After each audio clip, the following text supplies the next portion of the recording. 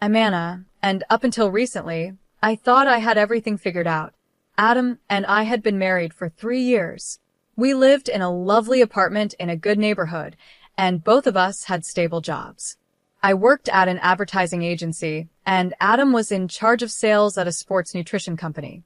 Our plan was simple: save money to buy a house, then start a family. We lived carefully, sharing one car. Every morning, Adam would drop me off at work before going to his office, and in the evenings, I'd find my own way home. It wasn't always easy, but we were determined to stick to our plan.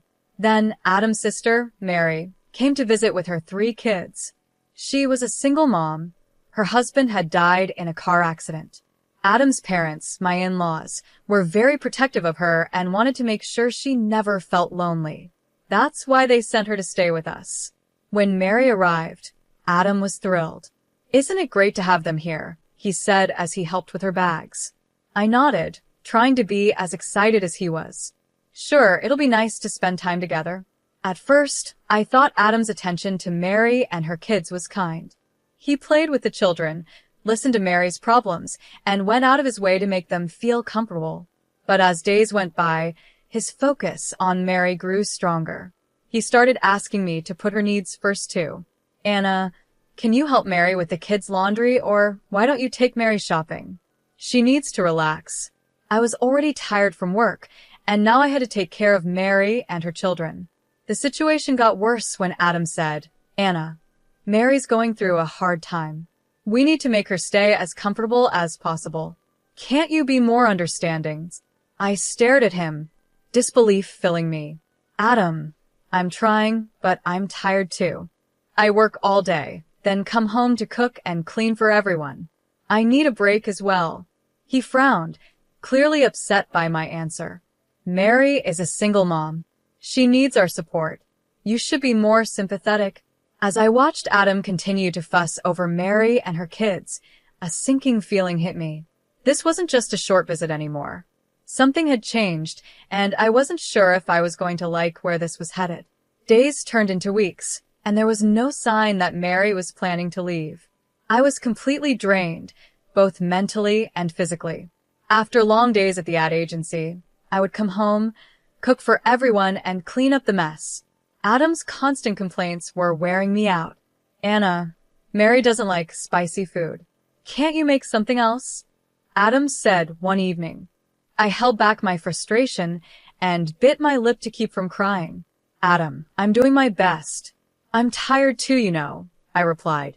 "Mary's with the kids all day. She's exhausted and doesn't have time to cook," he shot back. I took a deep breath, trying to stay calm. "I understand that, but—" "No buts, Anna. We need to support her," Adam interrupted. I nodded, staying quiet to avoid another argument. I understood Mary was going through a tough time, but I was tired of Adam's constant criticism. I just wanted things to go back to normal. One evening, as I was washing the dishes after dinner, Adam dropped a bombshell. "Anna, we need to talk," he said, leaning against the counter. I dried my hands, preparing myself. "What is it?" "Mary is thinking of looking for a job here in the city," he said, his voice full of excitement. I froze. "Oh, that's unexpected. Yeah, isn't it great?" he continued, not noticing how uncomfortable I was. "But here's the thing. I think you should quit your job and take care of the kids and the house." The plate I was holding slipped from my hands and clattered into the sink. "What?" "You can't be serious." Adam frowned. "Of course I am. Mary needs to work, and someone has to watch the kids." I couldn't believe what I was hearing. "Adam, I'm not quitting my job to take care of someone else's children. That's not fair." "Fair? What's not fair is expecting Mary to handle everything on her own," he snapped. I took a deep breath, trying to remain calm. "Okay, let's think about this. Where is Mary going to live if she gets a job here?" Before Adam could answer, Mary walked into the kitchen with a big smile. "Oh, didn't Adam tell you? I'll be living here, of course, with my amazing brother, who understands me and supports me. I couldn't ask for a better brother." I stared at Adam, my eyes demanding an explanation. He shifted uncomfortably under my gaze.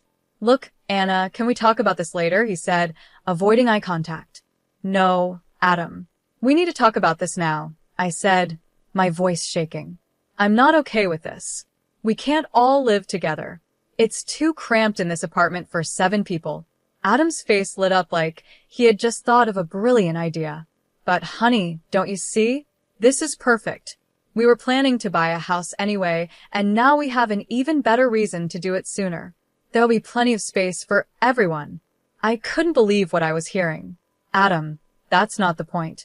We can't just, but he cut me off mid-sentence, his attention already somewhere else.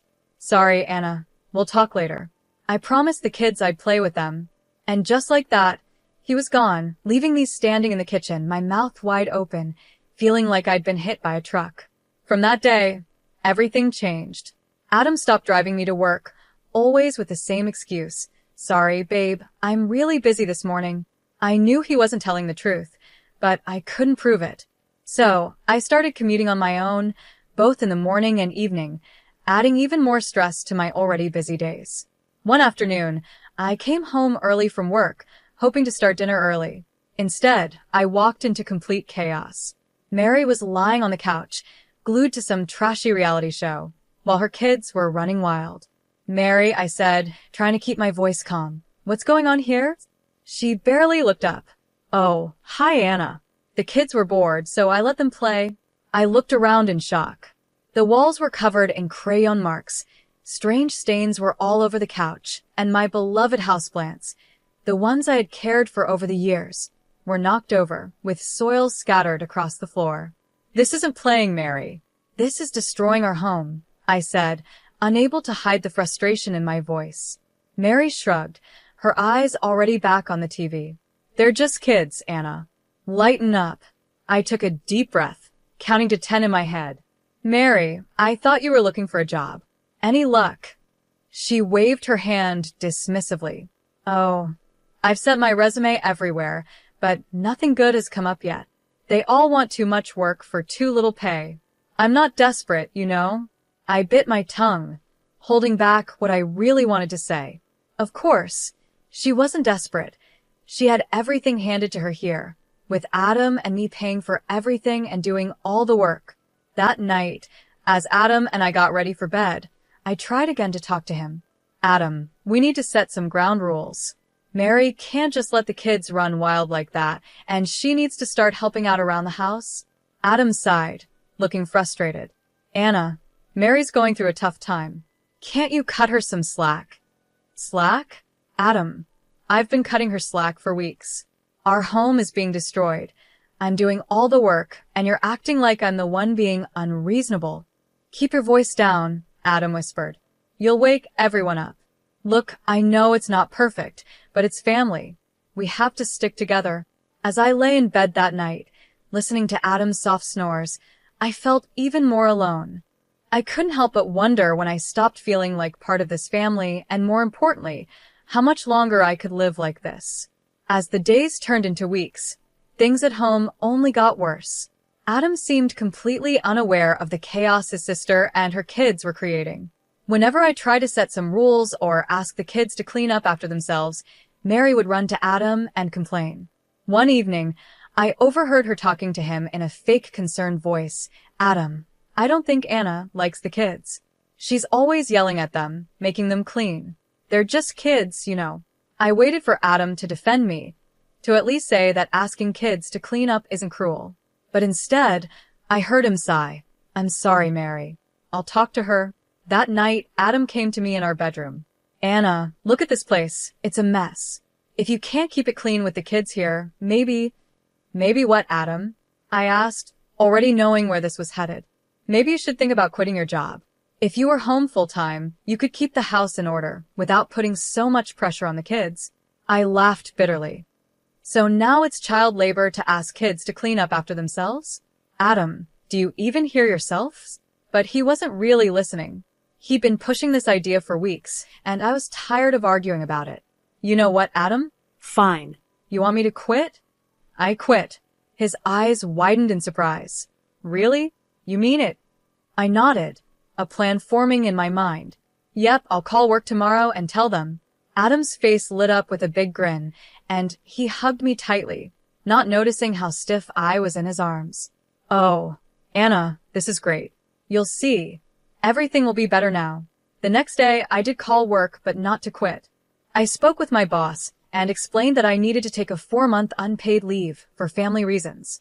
Luckily, I had recently trained an intern who could cover for me, and my boss was understanding and approved my request. When I told Adam I had quit, he beamed with pride, shooting a triumphant look at Mary. "See? I told you Anna would come around. She understands the importance of family." As I watched them share their little moment of victory, I felt like a stranger in my own home. But I reminded myself that this was only temporary. I had given myself 4 months to see how things would play out, to see if Adam would realize the mistake he was making. The next morning, as Adam left for work, he kissed me on the cheek. "Have a great day at home, honey. I know you'll do an amazing job." I forced a smile and waved as he drove away. Then I stood there, wondering what my next move would be. I turned to face the mess inside the house. Mary was already lounging on the couch, remote in hand, while her kids ran around making a bigger mess. From the moment I quit my job, my life turned into a never-ending cycle of chores and looking after Mary's kids. I'd wake up at dawn, make breakfast for everyone, pack Adam's lunch, and spend the rest of the day cleaning, cooking, and taking care of the children. Meanwhile, Mary acted like she was on a permanent vacation. Days blurred together with the same routine. Mary would head out to shop or meet friends for coffee, leaving her kids with me without a second thought. I'd watch her drive away in Adam's car while I was stuck at home, juggling housework and childcare. Adam seemed completely unaware of how unfair everything had become. He'd come home, kiss me on the cheek, and ask, "How was your day, honey?" As if I had chosen this life, as if I was living my dream instead of his sister's. One evening, while I was serving dinner after spending hours cooking, Adam made an announcement. "So, Mary's birthday is next month," he said with a big grin. "I've got something special planned." Mary clapped her hands, excited. "Ooh, tell me." Adam shook his head. "It's a surprise, but clear your evening on the 17th. On Mary's birthday, we all got into Adam's car and headed to LeBlanc, the fanciest restaurant in town. It was the kind of place Adam and I used to dream about going for our anniversaries, but we always decided to save the money for our house fund instead. When we arrived, Adam's parents were already there, doting on Mary and barely acknowledging me. As we settled into our seats, I couldn't help but feel like I didn't belong. It felt like I was on the outside, looking in on someone else's family celebration. Throughout the meal, the conversation was all about Mary, her struggles, her strength, her dreams. I sat quietly, pushing food around my plate, feeling more invisible with each passing minute. After the main course, Adam stood up, gently tapping his glass to get everyone's attention. "I'd like to make a toast," he said, "to my amazing sister, Mary. You've been through so much, and you handle everything with such grace. I'm in awe of your strength." Mary beamed, soaking up all the praise. Adam continued, "And to celebrate your birthday, I have a special surprise." He reached into his pocket and pulled out a small box. For a split second, my heart leaped. Could this be a surprise for me? Maybe he was going to thank me for all the sacrifices I had made. But then, he turned to Mary and held out the box. "Mary, you've mentioned how hard it is getting around with the kids," he said, opening the box to reveal a set of car keys. "Happy birthday, sis. Your very own car, just like you've always wanted." The table erupted in applause and cheers. Mary jumped up, hugging Adam tightly. "Oh my God, Adam. I can't believe it. You're the best brother ever."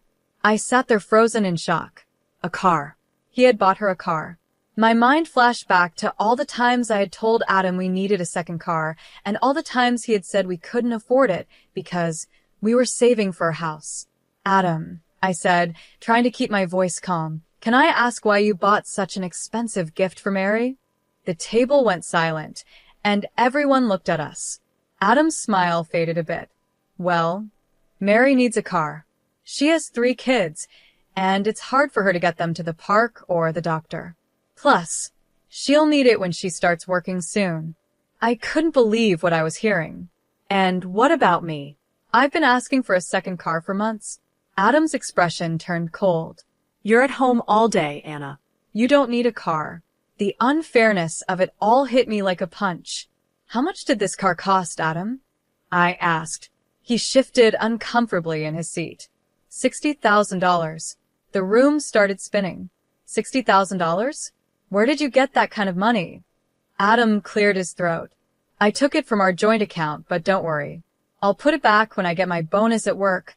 Something inside me snapped. You took our savings without even talking to me? That was our house fund, Adam. I want you to return that money right now. Adam's mother gasped. Anna. How can you be so selfish? Your sister-in-law needs this car. I was beyond caring about their opinions. Years of frustration boiled over. Selfish? I've given up everything for this family, my job, my dreams, my identity. Adam's face turned red with anger. If you're going to be so greedy and inflexible, fine. I'll take out a loan and put the money back in our account. Happy now? No. I shouted, not caring about the scene we were making. I don't want you to take out a loan. I want you to sell the car and put our savings back where they belong. Mary, who had been quiet until now, suddenly spoke up. See, Adam? I told you she's controlling. She's trying to make you henpecked. Adam's parents nodded in agreement. Anna, his father said firmly, you need to learn your place. Adam is the head of this household. I felt like I was drowning, surrounded by people who didn't see me as a person, just someone meant to fit into their perfect family image. Adam stood up, his chair scraping loudly against the floor. That's enough, Anna. You've ruined everyone's evening with your behavior. Don't you know how to act in public? Tears stung my eyes, but I refused to let them fall. I stood up, grabbed my purse, and said, I'm leaving. Good. Adam shouted, no longer caring about the other people in the restaurant staring at us. Get out, you ungrateful freeloader. I'm the one who earns the money in this family, and you should be obeying me. Maybe if you had a job, you'd have the right to an opinion. His words hit me like physical punches. I wanted to scream that I hadn't really quit my job, that I was only on leave, but the words stuck in my throat. What was the point? They had already decided who I was in their eyes. As I walked out of the restaurant, I could hear Adam's angry rant continuing behind me. She lives off my hard work and has the nerve to question my decisions. Can you believe it? The cool night air hit my face as I stepped outside, and the tears finally started to fall. I had never felt so humiliated, so angry, and so done. When I got to our apartment, my hands were shaking as I fumbled with the keys. The nanny looked up in surprise as I came in, tear-streaked and disheveled. I went straight to our bedroom, pulled out my suitcase, and began packing. I moved mechanically, gathering my clothes, toiletries, and a few precious mementos. I left a short note for Adam. I'm staying at a hotel. Don't try to contact me. The hotel room I checked into was small and plain, but it felt like a safe space. For the first time in months, I could breathe without the crushing weight of expectations and disappointment. That night, I couldn't sleep. I tossed and turned, replaying the events of the evening in my mind. By morning, I knew what I had to do. As soon as the law offices opened, I made an appointment with a divorce attorney. Mary Shelley came highly recommended, known for her fair but firm approach. Mrs. Frank, she said, shaking my hand. Tell me what brings you here today. I poured out my story. The slow destruction of my marriage, the financial betrayal, the public humiliation. Mary listened carefully, taking notes. Based on what you've told me, the lawyer said when I finished, you have a strong case for divorce. Your husband's actions with the joint account are particularly concerning. Let's get started on drafting the initial paperwork. Over the next few days, I threw myself into building a new life. I found a small apartment close to my office, and I called my boss to explain the situation, asking if I could return from leave early. She was understanding and welcomed me back with open arms. As I settled into my new routine, I hoped for an amicable divorce. I wasn't seeking revenge, just fairness. I suggested mediation to Adam, thinking it would be the easiest way to end things. I'm not asking for much, I told him during our first session. Just return the money you spent on Mary's car, and we can split the remaining joint account evenly. Adam scoffed. Return the money? That car was a gift to my sister. You're being ridiculous. The mediator tried to help, but it was clear Adam wasn't going to budge. After 3 sessions with no progress, I realized we'd have to go to court. The next few months were a whirlwind of legal meetings, paperwork, and court appearances. Adam fought me every step of the way, trying to paint me as a greedy person trying to take away his sister's car. Finally, after what felt like forever, the judge made her ruling. The court finds that Mr. Frank's use of joint funds to purchase a vehicle for his sister without his spouse's consent was illegal. Mr. Frank is ordered to reimburse Mrs. Frank for half the value of the vehicle, as well as her legal fees. A wave of relief washed over me. It wasn't about the money. It was about justice. I wanted my voice to be heard and my rights to be recognized. As we left the courthouse, Adam's face was filled with anger. I hope you're happy, he spat. You've gotten what you wanted, you greedy, heady woman. Over the next few weeks, Adam followed the court's orders and transferred the money to my account. I later found out he had to take out a loan to cover it, but I couldn't feel guilty. He had made his choices, and now we both had to live with the consequences. For months after the divorce was finalized, I had settled into a peaceful routine. My small apartment had become a sanctuary, filled with the simple joys I had forgotten during my marriage. I had reconnected with old friends, immersed myself in my work, and even started a small herb garden on my balcony. For the first time in years, I felt like myself again. One quiet Friday afternoon, there was a knock at my door. I wasn't expecting anyone, so I cautiously approached and looked through the peephole. My heart skipped a beat. When I saw Adam standing there, looking disheveled and anxious, I thought about pretending I wasn't home. But curiosity got the better of me, and I opened the door. Anna, Adam said, his voice hoarse. Can we talk? I hesitated, then nodded and stepped aside to let him in. He glanced around my apartment, taking in the cozy and organized space. You look good, he said softly. The place looks nice. Thanks, I replied, still on guard. What brings you here, Adam?